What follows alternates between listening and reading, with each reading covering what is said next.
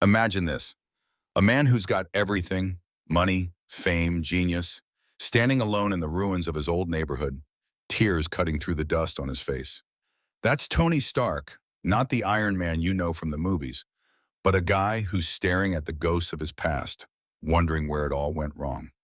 This isn't about suits or explosions. It's about a kid from Brooklyn, born in the shadow of Coney Island's Ferris wheel, who clawed his way to the top, only to realize the world he built might have crushed the people he loved most. Tony's story starts in a place you'd never expect. Not a shiny Stark Tower in Manhattan, but a crumbling brownstone on Flatbush Avenue, where the smell of his mom's spaghetti still lingers in his memory. He's back there now, 2025, standing in the rubble of his childhood, holding a letter from someone he hasn't seen in decades. A letter that's about to rip his world apart. See, Tony got this letter from Father Michael, the priest who used to run the youth center, where Tony spent his summers dodging bullies and dreaming of a bigger life. It's not a polite note. It's a gut punch. Father Michael's words burn. You built an empire, Tony, but what about the people you left behind? Brooklyn's drowning in poverty, kids are dying in the streets, and your name's on the skyscrapers that pushed us out. The letter's a call to face the truth. Tony's success came at a cost, and the bills due. You ever wonder what it's like to have the world call you a hero, while the people who raised you call you a traitor? That's where Tony's at. He's not just reading words on a page. He's hearing the voices of his old neighbors, the ones who lost their homes when his company bought up the block for condos. He's seeing his best friend, Jimmy, who never made it out of Brooklyn, whose grave Tony hasn't visited in years. The letters got him questioning everything, his legacy, his choices, even his soul. Here's the problem. Tony spent his life running from this place. He turned his back on Brooklyn, on the pain, on the guilt. Built Stark Industries into a fortress to keep it all out. But Father Michael's not letting him off easy. The letter ends with a challenge. Come back, Tony. Face what you've done. Be the man your mother believed in, not the one the world worships. And right there, in the cold Brooklyn wind, Tony feels something he hasn't felt in years. Fear. Not of villains or battles, but of looking in the mirror and seeing the truth. What do you think? Could you face the ghosts of your past like that? Drop a comment below and tell me. Have you ever had to go back to a place that broke your heart? Hit that subscribe button if you want to see where Tony's story goes next. Picture Tony Stark, the guy who's dodged missiles and outsmarted gods, standing frozen in a Brooklyn alley, clutching a letter that's heavier than any armor he's ever worn. The neon glow of Coney Island's boardwalk flickers in the distance, but all Tony sees is the past crashing into him like a tidal wave. He's not just back in Brooklyn to reminisce. That letter from Father Michael? It's a map to a truth Tony's been burying for years. The priest didn't just call him out for abandoning his roots. He dropped a bomb. Your company's deals, Tony, they're strangling this neighborhood. Kids are going hungry while your skyscrapers block out the sun. Father Michael's talking about the gentrification wave Stark Industries fueled, the one that turned Flatbush Avenue into a playground for the rich and left families like Tony's old neighbors homeless. And the worst part? Tony didn't even know, or maybe he didn't want to know. He walks through the old youth center, now a boarded-up shell, the walls still scarred with graffiti from the 90s. This was where Tony learned to dream, where Father Michael taught him to fix radios and believe he could be more than a kid from the block. But now the center's gone, replaced by a Stark-branded luxury condo project. Tony's stomach churns as he traces the faded outline of a basketball hoop. He remembers Jimmy, his best friend, sinking shots here, laughing like the world couldn't touch them. Jimmy, who got caught in a gang fight and died at 17, while Tony was off at MIT, chasing a future that left Brooklyn behind. The letter's got one line that keeps looping in Tony's head. You can't fix the world if you won't face your own mess. Father Michael's not just asking Tony to come home, he's daring him to undo the damage. But how do you fix a neighborhood you helped break? How do you look at the faces of people you grew up with, knowing your names on the eviction notices that ruined their lives? Tony's hands shake as he pulls out his phone, thinking about calling his team, maybe throwing money at the problem. But deep down, he knows cash won't cut it. This is about more than charity. It's about owning up. You ever feel like your success came at someone else's expense? Like you climbed a ladder and didn't notice who got crushed underneath? That's Tony right now, standing in the ruins of his old life, wondering if he's the hero or the villain. Drop a comment and tell me, have you ever had to face a mistake you didn't even know you made? If this story's hitting you, smash that subscribe button to keep up with Tony's fight. Tony Stark's standing in the heart of Brooklyn, under the flickering streetlights of Flatbush Avenue, where the ghosts of his past are louder than the traffic. He's holding Father Michael's letter, but now it's not just words. It's a mirror, forcing him to see the man he's become. And it's not pretty. Tony's not alone tonight. He's tracked down Father Michael to a small community center in Bed-Stuy, a cramped room packed with kids doing homework and volunteers serving soup. The priest, older now, with gray hair and tired eyes, doesn't greet Tony like a celebrity. No handshake, no smile, just a quiet, "You came." And that's when Tony feels it. The weight of every choice he made, every deal he signed, every time he looked away while Brooklyn bled. Father Michael doesn't sugarcoat it. Your company's projects, Tony, they're pricing people out. Families can't afford rent. Kids are joining gangs because there's no hope left. You built a shiny world, but it's crushing ours. Tony wants to argue, to say he didn't know, that Stark Industries is just business.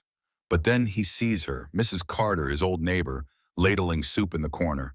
She used to slip him cookies when his mom worked late, called him her little genius. Now she's here volunteering because her own apartment got bulldozed for one of Tony's developments. Her eyes meet his, and there's no anger, just disappointment. That cuts deeper than any villain's blade. Tony's chest tightens, like the air's been sucked out of the room. He's Iron Man, for God's sake, but right now, he's just a kid who let down the people who raised him. Father Michael takes Tony outside to a mural on the center's wall. It's Jimmy's face, painted in bright colors, a tribute to Tony's lost friend. "He'd be proud of you," the priest says, "but he'd want you to fight it for this place, not tear it down." Tony's throat burns. He hasn't cried in years, but the tears are coming now, hot and unstoppable. He's spent his life saving the world. But what good is it if his own backyard's a war zone? The climax hits him like a freight train. He can't run from this anymore.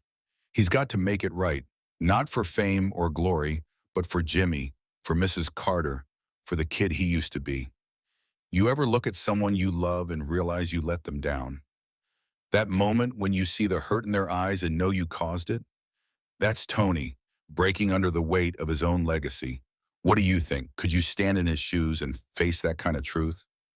Drop a comment and tell me, have you ever had to make amends for something you didn't mean to break? If this story's got you feeling something, hit that subscribe button to stay with Tony's fight. Tony Stark's kneeling in the dirt of a Brooklyn community garden, the Coney Island Ferris wheel spinning faintly in the distance, his hands trembling as he plants a seed. It's not just a seed, it's a promise, a fragile little thing that could grow into something real, something to fix the mess he's made. But Tony's not sure he's got what it takes to see it through. Last night, after staring into Mrs. Carter's disappointed eyes and standing by Jimmy's mural, Tony didn't sleep. He sat in that Bed-Stuy community center till dawn, listening to Father Michael lay it all bare. The priest didn't hold back. "Your condos, Tony, they're not just buildings. They're walls shutting out the people who built this place. You want to be a hero? Tear those walls down. Give these kids a future, not a skyline they can't afford." Tony's mind raced. He's used to fighting aliens, not poverty. But this fight, it's personal.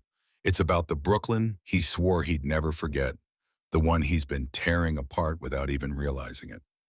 He's back in the daylight now, in this garden tucked behind a Flatbush church, where volunteers are teaching kids to grow vegetables. Tony's here because Father Michael said it's where the neighborhood's heart still beats. There's a girl, maybe 12, named Aisha, showing him how to plant. She's got Jimmy's spark, that fearless grin, and it's killing Tony inside. Aisha's mom lost their apartment to one of his developments. She doesn't know who Tony is, just thinks he's some guy volunteering. Her laugh, her trust, it's like a knife twisting in his gut. He wants to tell her he's sorry, that he'll fix it, but the words won't come. Not yet. Then Father Michael pulls him aside, hands him a blueprint, not for a suit, but for a community center, a real one, with job training, after-school programs, a place for kids like Aisha to dream. This is your fight now, Tony, he says, not with fists or tech, but with heart. Fund it, build it, prove you're more than a name on a tower. Tony's staring at the plans, his mind screaming he's not ready, that he's not the guy for this. But his heart's whispering something else. This is what his mom would have wanted. This is what Jimmy would have fought for. This is where Iron Man becomes more than a suit. You ever feel like you're being called to do something bigger than yourself, but you're scared you'll screw it up? That's Tony, holding that blueprint, knowing it's his shot at redemption. What do you think? Could you take on a fight that big, knowing you might fail?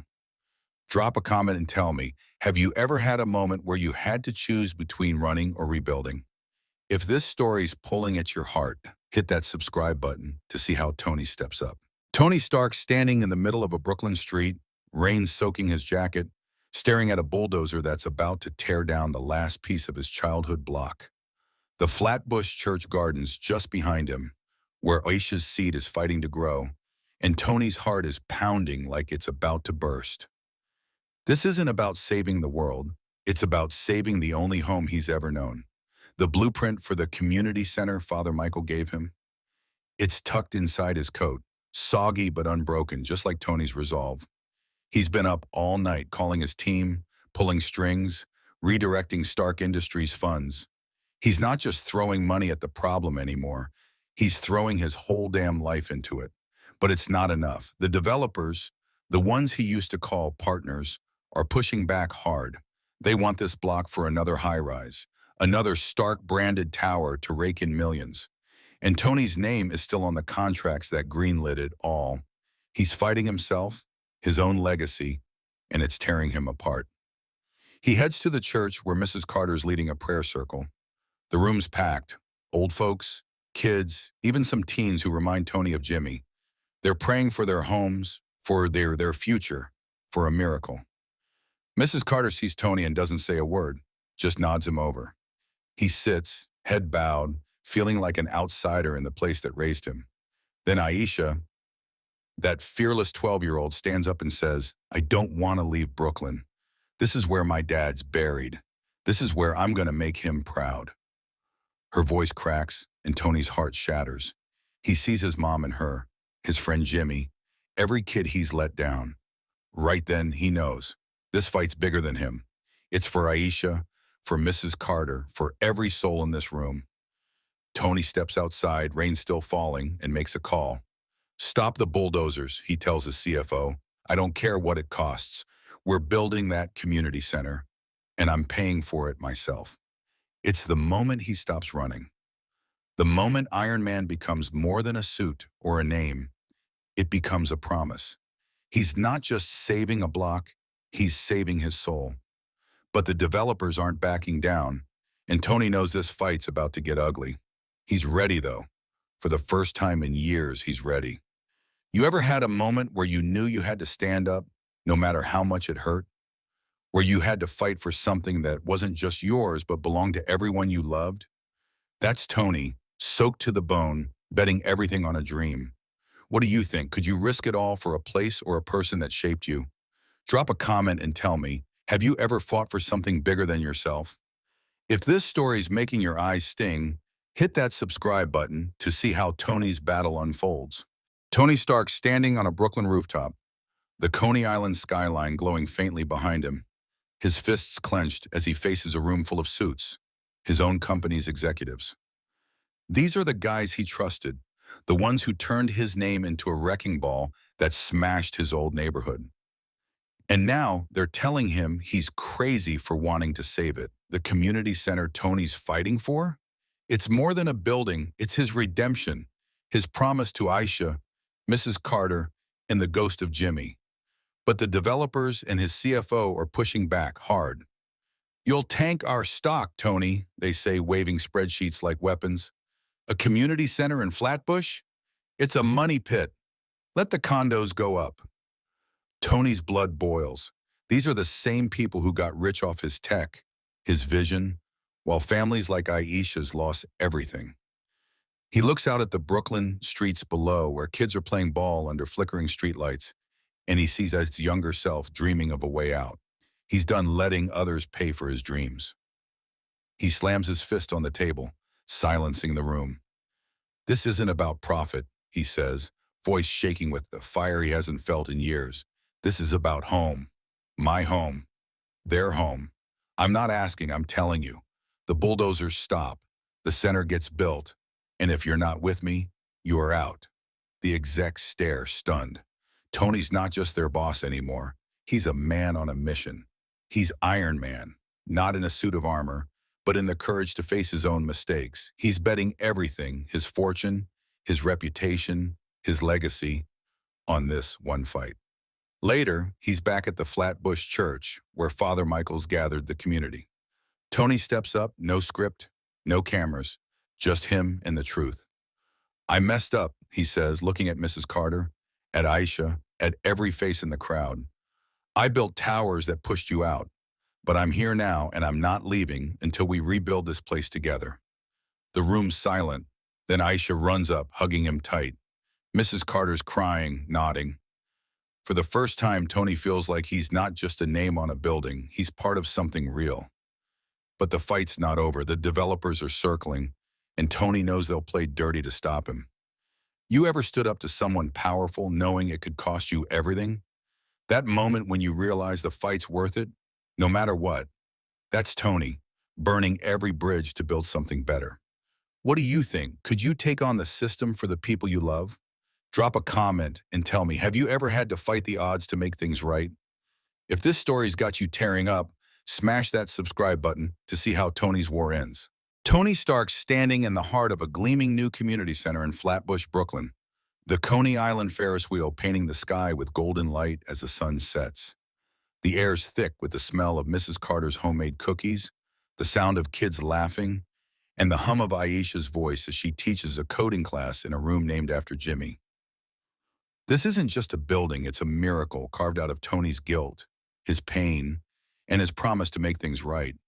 But as he looks at the crowd, tears blur his vision, because every face here is a piece of his soul, stitched back together after years of being torn apart. This moment didn't come easy. The developers threw everything at him.